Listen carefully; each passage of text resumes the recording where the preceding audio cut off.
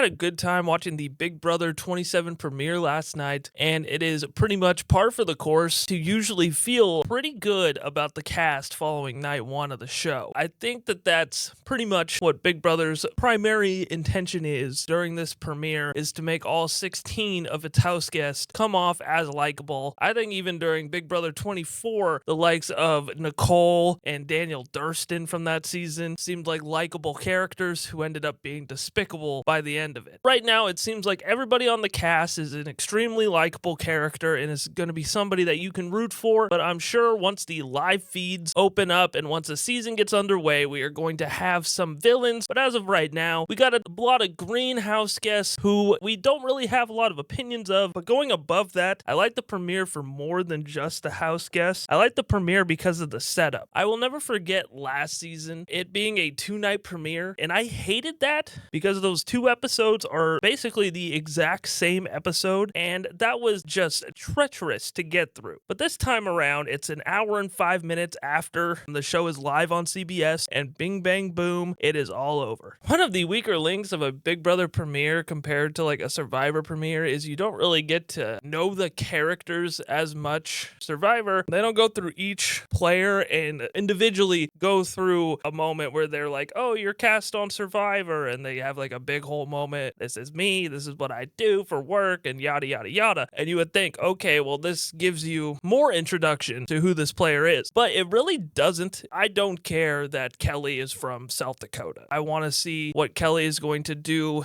in the game of Big Brother. I want to have more time devoted to that portion of the show. I want to get more into the player's mind. When Jimmy, who we'll talk about in a little bit, was deciding who to play for the HOH, I want to hear more about why certain players wanted to play and why certain players didn't want to play. Was it harder for Jimmy to pick than it was let on? I want to get more of that on a premiere. Big Brother wants to introduce you to everybody right off the bat, but they don't really want to show you the players that they have on the show. They just want to show you everybody. And I think that makes I think that makes sense what I'm trying to say. Really, the only players you got to hear from were the likes of Jimmy, Vince, Ashley talked quite a bit, and Morgan as well, which were all kind of players during the preseason who kind of seemed like they did a good job of speaking to the camera. I think Big Brother could do a better job of that aspect of the show. I know they've been doing their premiere like that since the beginning. They're not going to change that, but I do think that would add an element, and I think that would make the premiere that much more enjoyable and would also provide less skippable moments. With them diving into these 3 competitions and getting all those out of the way, I think they really would have benefited from not doing those whole introductions and us getting to know the house guests more in a game sense. And if you do want to introduce these house guests and have them say, oh, this is my name, this is how old I am, this is what I do for a living, do what you already are going to do in the next episode of Big Brother anyway, when they all sit in a circle and say their name, age, and what they do for a living. You're already going to do that, and you're going to show it in the next episode. So take out probably 10, 15 minutes of fluff that you have already in the premiere and save us a whole lot of time so it doesn't feel like you're rushing from competition to competition. And you really have put us in an awkward spot here where we really don't know who the gamers are and who's in a good spot, who's in a bad spot, other than Vince, who wound up winning the HOH, and Rachel, who ends up coming back into the house. But because we don't have night 1 live feeds, which just seemed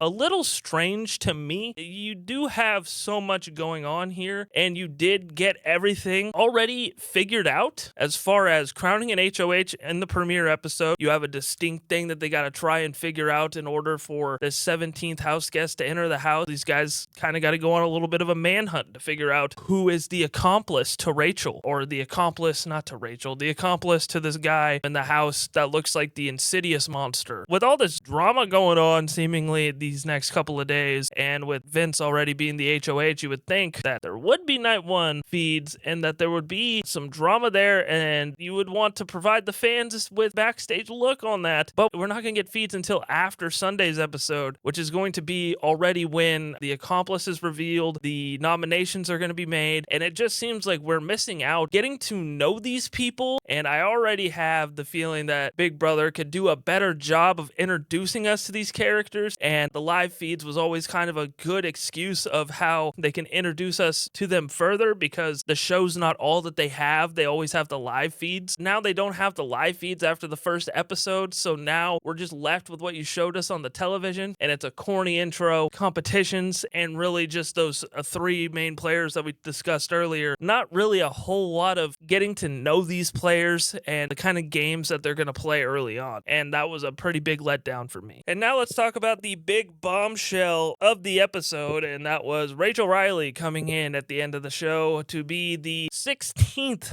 house guest of the season. You'll notice I said 16th of the season, and that's because somebody in the house is allegedly the 17th house guest and the accomplice of the Big Brother insidious monster, and is going to either earn their spot into the Big Brother house, or the players are going to sniff them out and they are going to vote them off on Sunday too, I believe. So we could even have somebody going home on Sunday, and this is again stuff that we're not seeing on the live feeds, strategy, game talk, stuff that people like to watch. There's a lot of mental gymnastics at play here, because the way Julie Chen explained it at the end of the night, and the way the Big Brother insidious monster explained it as well, was, for one, they led with Rachel is not in the game. I might have to go back and listen to it, but I really think they said that, or they said that she's not the 17th house guest. They worded it weird, but they said one of you is an accomplice and one of you is the 17th house guest. It's not like one of you has Rachel's fate in the game. I just want to use the 17th house guest, and if you guys find out who it is, they will not be in the game. But if you do find out who it is, they're out. And Rachel, basically regardless, stays in the game. And that is just kind of silly. It was poorly explained, and I still don't even think I did a great job explaining it. I did see a tweet that perfectly kind of encapsulated it, so I'm going to throw it up here and kind of let you guys read that. But when Rachel came in, the people screamed and shouted. The young people love Rachel Reilly.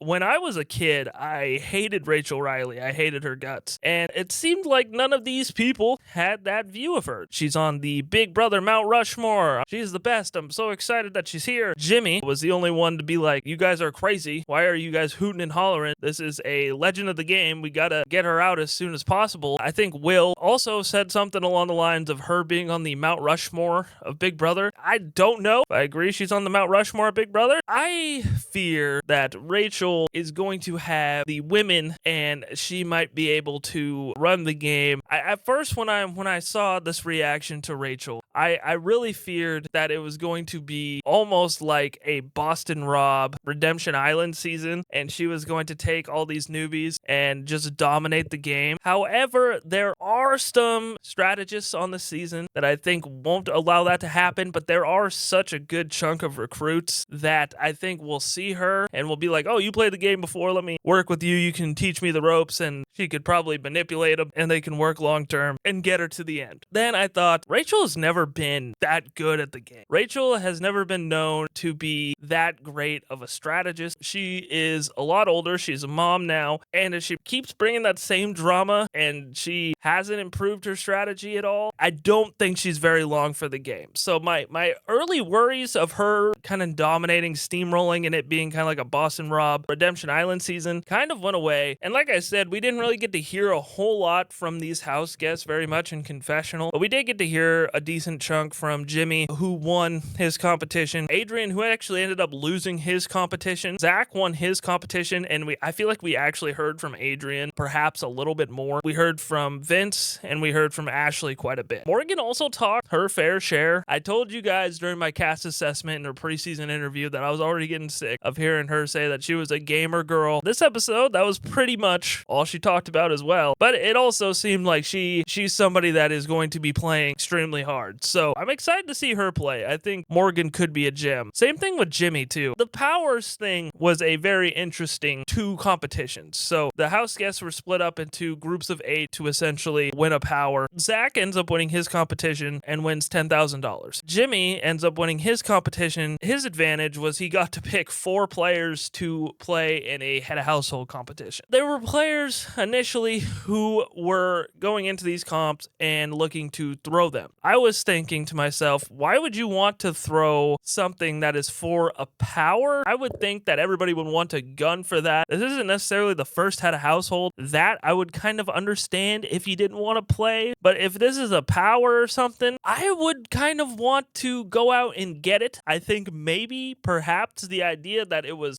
public knowledge what the power was going to be. It was the first competition of the summer, and the discrepancy between these two wins here, Zach winning $10,000 and Jimmy essentially being punished, is very, very wild. I don't really know what production was thinking they would get out of this. I think if this was an early season, I think you would have seen everybody kind of campaigning to want to play in the head of household competition. But in this day and age, people still think that it's a bad idea to win that first head of household. They're not going to want to play in it. They're not going to want to win it. So I think it was easy for Jimmy to kind of pick through the weeds, because most people could just be honest and be like, I don't really want to play, brother. And he was able to get people that he trusted, and everybody that got to play in this competition guaranteed him safety if they ended up winning. And Vince ends up winning the first head of household of the summer. What was interesting following Jimmy's win, though, was Ashley and Adrian during this competition both gave confessionals saying they don't really know where Vince's head is at. So it seems like he may have been a consensus block target, or at least somebody that would have been put on the block, because I could just see a world where Adrian or Ashley would have been like, well, you know, Vince, you decided to play in the HOH, can't have that, we're going to be putting you up. So Vince, I think, really kind of saved his own ass here, and I think kind of won him some capital and won him some equity. It could be a fun week here. And then after he wins head of household, Julie reveals that the AI Arena twist is back, and it's going to be permanent in the game, and it's called Big Brother Blockbuster, and that is cool. Something Vince said was, now I'm going to have two people pissed off at me after the vote instead of just one. And I don't believe that, Vince, because I do believe you are going to get a lot of these recruits who watched last season and saw what Tucker did, and these strong muscular men, they're going to be like, oh, let me fucking go on the block and win the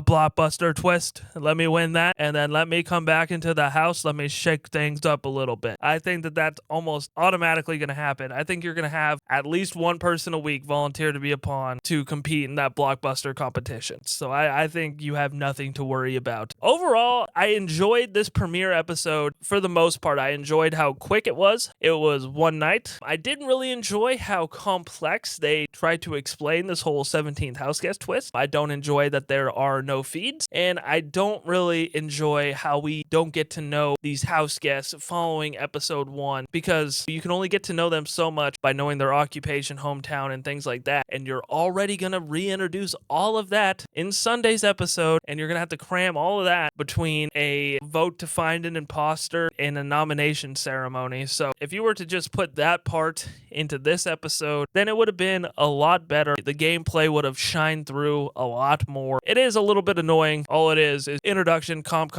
confusing twist. But that was my episode number 1 recap from Big Brother 27. What'd you guys think of this week's episode? I gotta know. Leave it in the comments down below.